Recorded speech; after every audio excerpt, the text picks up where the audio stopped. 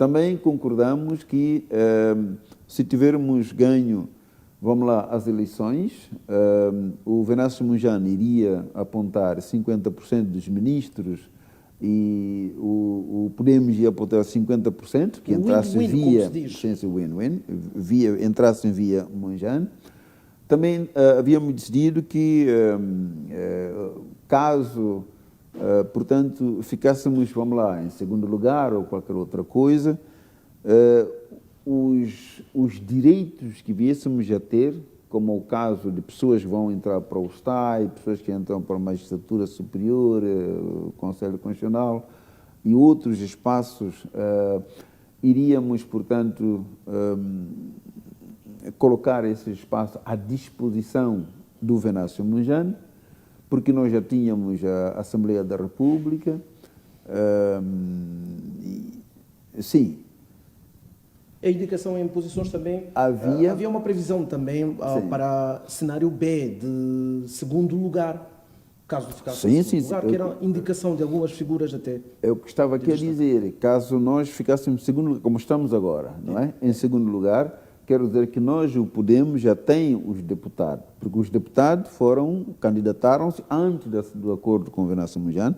Nós ficaríamos no Parlamento e nas posições, portanto, de Estado, de outros cargos, também o Venâncio Mondlane escolhia. E quais são algumas das posições das quais o Venâncio teria optado? Como STAI, por exemplo. Escolheria os vogais que podiam... Conselho Constitucional. Sim. Sim, também na base de 50% em alguns estágios. Portanto, isto estava, quer dizer, discutimos o acordo que fosse mesmo justo, que caso aquilo que produzíssemos em conjunto, portanto, todos nos beneficiássemos.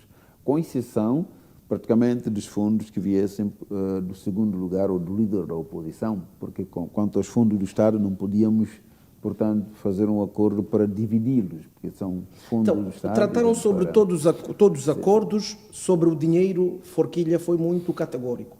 Até porque sobre o dinheiro poderíamos fazê-lo, mas este dinheiro devia ser, portanto, das contribuições dos membros. Por isso as percentagens que vinham no acordo para o Venâncio Mondlane adviriam da contribuição dos membros.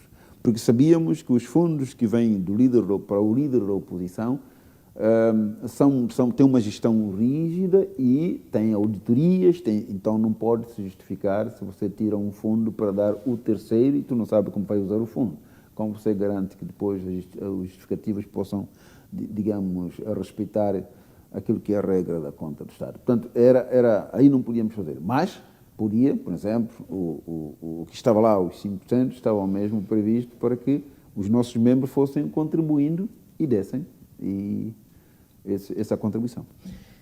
A relação com o Venâncio não chegou ao principal objetivo, que era o poder. Ficaram em segundo lugar, mas com uma escolha considerável de deputados, assentos que roubaram da Renamo, e notamos uma série de eventos contestatários aos resultados das eleições. Sim, contestamos porque essas eleições, de facto, não foram justas e, de facto, vimos que quando era, portanto, de toda uma contagem de votos no início, nós percebemos que tivemos uma disputa muito séria com a Frelimo e conosco, queira ao nível dos partidos, queira ao nível dos candidatos, não é? Mas depois, quando começaram a aparecer os resultados, os apuramentos distritais, portanto, já havia números bastante separados, bastante grandes para a Frelimo e para nós não. Portanto, e procuramos fazer dentro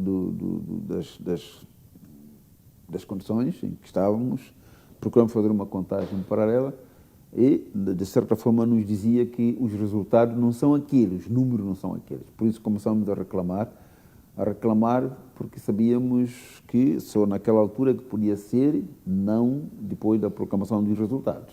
E fizemos, de facto, a proclamação. Fizemos impugnações a nível dos distritos, fizemos também ao nível central, e como aquilo que puderam perceber. Mandamos muito material, se calhar é pela primeira vez que a oposição fez digamos, um trabalho desta envergadura e apresentando, portanto, evidências do que teria sido o que considerávamos, portanto, de fraude. Né? Sim. Houve uma série de manifestações que seguiram, algumas no período, portanto, de início, caracterizaram-se por panelas e tudo mais. O pico foi a quando das manifestações convocadas por Venâncio, com os chamados turbos, e notamos o que aconteceu no país. Forquilha, como é que era a coordenação para esse momento das contestações, esta articulação para que houvesse a convocação das manifestações? Eu penso que essa parte que foi mais difícil. O que foi mais difícil no acordo todo foi a coordenação das lideranças. Pelo menos eu procurei no início ter um conjunto de encontros com o Venâncio, cafés que tivemos para concertação. O Venâncio foi sempre aquele homem, digamos, muito receptivo a esse tipo de encontros, uma crença clara de que sim, isto vamos fazer juntos, vamos fazer assim, mas sempre depois fazia sozinho as coisas. Em nenhum momento a convocação das manifestações era primeiro com o Podemos planificada e dita que, olha, no dia X vamos fazer assim. Mas o Podemos apareceu a dizer que consentia parte das manifestações. Sim, é verdade que no início nós tínhamos que procurar conter muito esta disparidade. Então, tinham disparidades desde o momento da convocação das manifestações? As manifestações, quando eram convocadas, nós não tínhamos uma sentada para dizer, olha, vamos fazer, a razão é esta. Devo dizer que a primeira manifestação que foi convocada, aquela que foi até, não sei se chamaríamos manifestação ou uma greve, em que tínhamos que ficar em casa, ninguém podia sair fora. E convocou-se a manifestação, não é? E dias depois, antes do dia da manifestação, são baleados os nossos dois colegas, o Elvini e o são assassinados praticamente, e o Guambe. E eu, portanto, vou visitar as famílias e falo com o Venâncio. Olha, continua a greve que anunciamos, mesmo após deste assassinato? Ele disse que sim, continuava a greve nos termos em que falamos. E eu fui ter com a imprensa ali no local do assassinato e eu disse que a greve continuava, mas era uma greve onde cada um ficava na sua casa, não se movimentava. E 2 horas depois, o Venâncio estava no mesmo sítio a fazer uma entrevista, a dizer que, olha, a greve não é ficar em casa, temos que ir à rua. Quer dizer, coordenamos 2 horas antes e logo já estava... Quer dizer, foi mesmo assim. Quer dizer, e o resto de outras manifestações que eram convocadas para fazer isto, como aquela situação de trazer pessoas do Norte, nunca havia coordenação. Mas nós, para não logo fazer entender às pessoas que aqui não havia coordenação alguma, tivemos que assumir até um conjunto de coisas. Forquilha fingia com o Podemos que estão a coordenar, mas na verdade não estavam. Não havia coordenação.